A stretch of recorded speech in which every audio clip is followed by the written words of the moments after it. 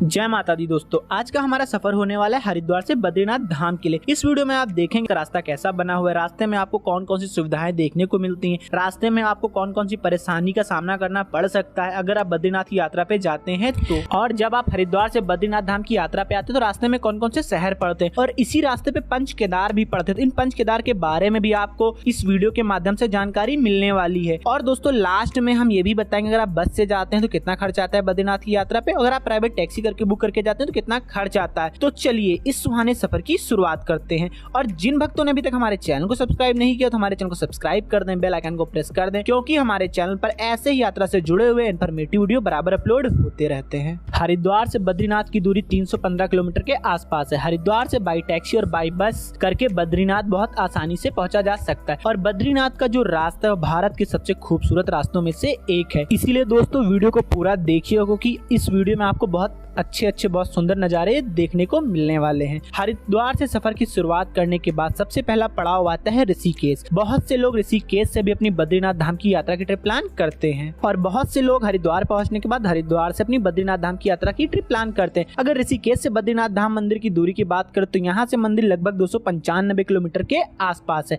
ऋषिकेश से 75 किलोमीटर आगे आने पे पड़ता है पहला प्रयाग, जिसे कि देव प्रयाग के नाम से जाना जाता है। यहाँ पे बद्रीनाथ से आने वाली अलकनंदा और केदारनाथ से आने वाली भागीरथी का संगम होता है। यहीं से आगे की नदी को माँ गंगा के नाम से जाना जाता है। देवप्रयाग से 30 से 35 किलोमीटर आगे आने के बाद पड़ता है श्रीनगर। ये श्रीनगर उत्तराखंड का एक शहर है जो कि बहुत ही खूबसूरत शहर है। यहाँ पे आपको सारी सुविधाएं देखने को मिल जाएंगी। जब आप श्रीनगर से थोड़ा सा आगे बढ़ते हैं तो एक जगह पे आपको रास्ता बहुत ज्यादा खराब मिलने वाला है, क्योंकि यहाँ पे लैंडस्लाइड होता रहता है जब भी बरसात होती है। इसके पहले ऋषिकेश और हरिद्वार से चलने के बाद आपको कहीं भी रास्ता खराब देखने को नहीं मिलेगा। श्रीनगर क्रॉस करने के बाद ही आपको एक जगह पे रास्ता खराब मिलने वाला है और कई बार यहाँ पे काफी लंबा जाम भी लग जाता है जब आप बद्रीनाथ धाम पे यात्रा पे आते हैं, क्योंकि यही रास्ता आगे केदारनाथ को भी जाता है। श्रीनगर से 35 किलोमीटर की दूरी के बाद पड़ता है रुद्रप्रयाग शहर। जैसा कि मैं पहले वाली वीडियो में भी बता चुका हूँ कि अब आपको केदारनाथ बद्रीनाथ की यात्रा करने के लिए रुद्रप्रयाग शहर के अंदर जाने की जरूरत नहीं है। शहर से पहले ही बाईपास बन गया, तो ये बाईपास होते हुए आप आगे जा सकते हैं। तो अभी हम लोग भी आगे चल रहे हैं। रुद्रप्रयाग बाईपास के आगे आने पर दो रास्ते हो जाते हैं, जिसमें से एक रास्ता चला जाता है केदारनाथ धाम को और दूसरा चला जाता है बद्रीनाथ धाम को। तो हम लोग अभी बद्रीनाथ धाम की यात्रा पे हैं, तो दूसरे वाले रास्ते पे अब आगे आ चुके हैं, मतलब जो रास्ता बद्रीनाथ धाम को जाता है। रास्ता आप देख रहे हैं बहुत ही सुंदर बना हो और रास्ते भर आपको नेचर भी बहुत ही शानदार देखने को मिलने वाले हैं। अब यही नजारा आप देख लीजिए, कितना शानदार नजारा है ये। जब आप कहीं भी जाते हैं तो उस सफर में आने वाले रास्ते भी आपके लिए बहुत मायने रखते हैं, क्योंकि इन्हीं रास्तों पे ही तो आप अलग अलग तरह के लोग, अलग अलग तरह के गांव, घर, कस्बा, नेचर व्यू, पल पल बदलता मौसम सब आपको इस सफर में ही देखने को मिलता है। इसीलिए दोस्तों वीडियो पे बने रहिए। इस वीडियो में आपको बहुत ही अच्छे नज़ारे भी देखने को मिलने वाले हैं। तो दोस्तों अभी हम लोग रुद्रप्रयाग से 30 किलोमीटर आगे गोचर आ चुके हैं। ये एक छोटा सा कस्बा है। यहाँ पे आपको 2, 4, 5 दुकानें देखने को मिल जाएंगी और कुछ घर भी बने हुए हैं। अगर आप यहाँ पे रुक के नाश्ता वगैरह करना चाहते हैं, चाय, कॉफी, मैगी, आलू के पराठे खाने चाहते हैं, तो इसकी व्यवस्था यहाँ गोचर में आपको देखने को मिल जाती है। आप यहाँ रुक के नाश्ता कर सकते हैं। गोचर से करीब 7 किलोमीटर आगे आने पे पड़ता है कर्णप्रयाग। कर्णप्रयाग इस यात्रा का तीसरा प्रयाग है। पहला प्रयाग आपने देखा देवप्रयाग, दूसरा रुद्रप्रयाग और तीसरा प्रयाग है कर्णप्रयाग। यहाँ पे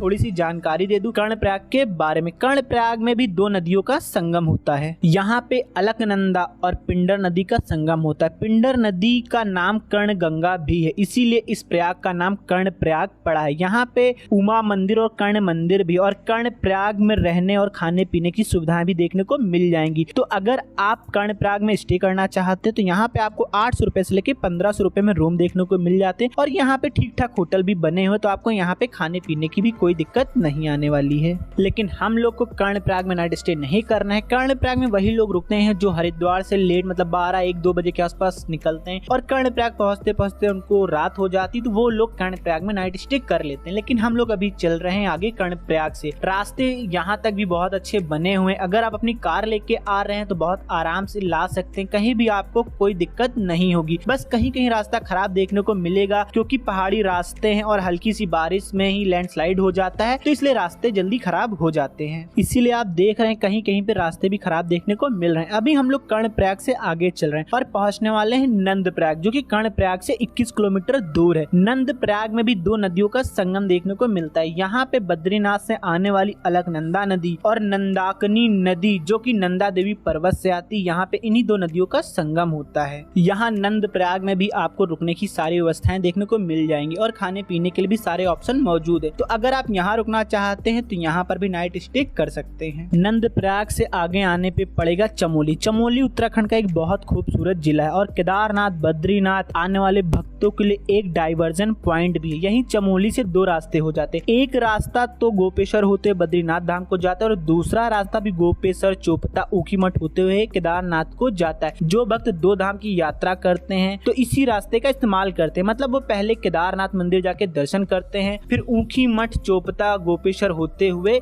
इसी रास्ते से अपनी बद्रीनाथ धाम की यात्रा करते हैं। अगर आप भी दो धाम की यात्रा कर रहे हैं तो आपको केदारनाथ धाम की यात्रा करने के बाद वापस हरिद्वार या फिर ऋषिकेश जाने की कोई जरूरत नहीं है। आप ऊखीमठ चोपता गोपेश्वर होते हुए बद्रीनाथ धाम की यात्रा कर सकते हैं। यहाँ पे दोस्तों एक सवाल आपके मन में उठा हो कि पहले बद्रीनाथ धाम की यात्रा कर ले, फिर इस रास्ते से होते हुए केदारनाथ की यात्रा कर ले और वापस हरिद्वार आ जाएं।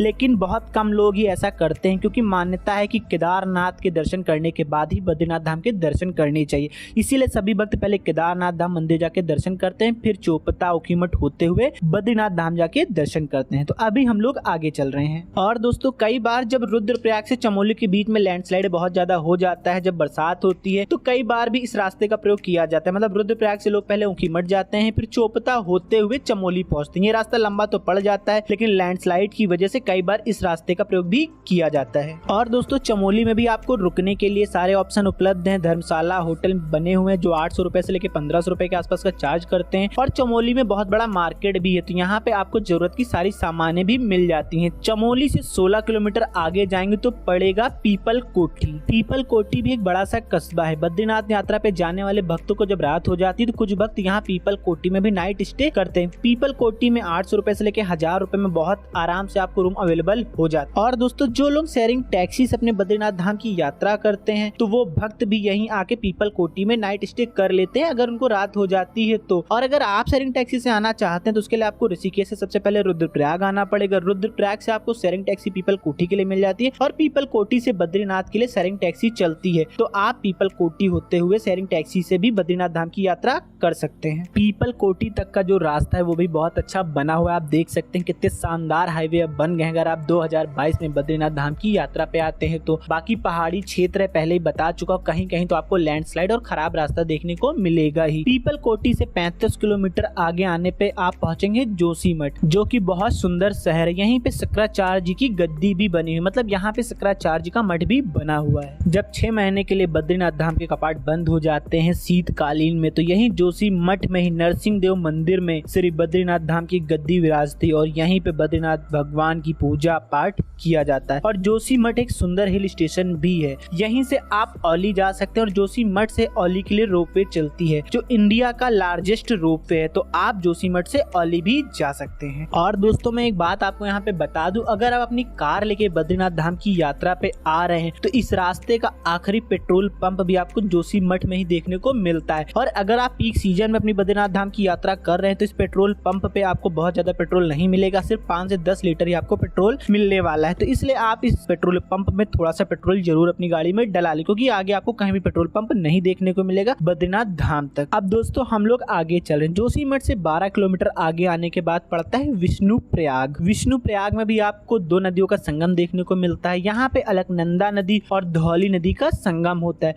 और इसी विष्णुप्रयाग के आगे का जो रास्ता है वो काफी खराब है और जगह जगह लैंडस्लाइड होता रहता है। और जब आप विष्णुप्रयाग से आगे बढ़ते हैं तो देखेंगे कि जगह जगह चारों धाम यात्रा के तहत जो रोड का निर्माण हो रहा है वो कार्य भी बहुत तेजी से चल रहा है। तो आने वाले समय में कह सकते हैं कि बद्रीनाथ धाम तक का जो रास्ता बचा है 15-20 किलोमीटर का, जो काफी खराब हो चुका है, ये भी पूरी तरीके से सही हो जाएगा। विष्णुप्रयाग से 16 किलोमीटर आगे आने के बाद पड़ता है गोविंद घाट। अभी हम लोग पहुंचने वाले हैं गोविंद घाट। गोविंद घाट पहुंचने के बाद यहाँ से आपको दो रास्ते देखने को मिल जाते हैं। एक रास्ता चला जाता है फूलों की घाटी और हेमकुंड साहिब के लिए, और जो लोग शेयरिंग टैक्सी करके हेमकुंड साहिब के लिए जाते हैं वो यहीं गोविंद घाट तक शेयरिंग टैक्सी से आते हैं, फिर शेयरिंग टैक्सी करके हेमकुंड साहिब या फिर फूलों की घाटी तक जाते हैं। लेकिन हम लोग को बद्रीनाथ धाम तक जाना है, इसलिए अभी हम लोग सीधे चल रहे हैं। और दोस्तों जब आप गोविंद घाट से आगे बढ़ेंगे तो रास्ता जगह जगह आपको और बहुत ज्यादा खराब देखने को मिलने वाला है। मतलब कई जगह रास्ता आपको सही मिलेगा तो कई जगह रास्ता आपको बहुत ज्यादा खराब मिलने वाला है। और आप यहाँ पे देख रहे हैं कितना ज्यादा रास्ता खराब है यहाँ का।